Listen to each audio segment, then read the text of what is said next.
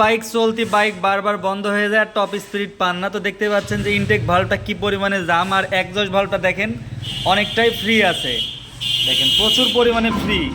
সেহেতু আমরা আজকে অ্যাডজাস্ট করে দেবো, ইনশাল্লাহ টপ স্পিডও ভালো পাওয়া যাবে আর বারবার বন্ধ হবে না চলতি বাইক।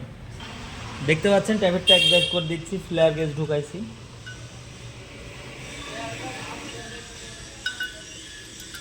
তো ট্রাফিকটা অ্যাডজাস্ট থাকলে মাইলেজও ইনশাল্লাহ অনেকটা ভালো পাওয়া যায়। তো প্রত্যেকটা বাইকের ট্রাফিকটা এইভাবে ফিলার গেজ দিয়ে অ্যাডজাস্ট করে নেবেন। দেখেন কি অবস্থা, অনেকটাই ফ্রি।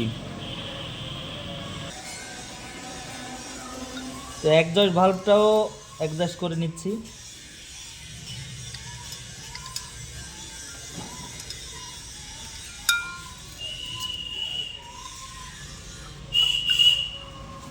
ট্রাফিক অ্যাডজাস্ট করার সময় অবশ্যই টপে উঠাইতে হবে ইঞ্জিন।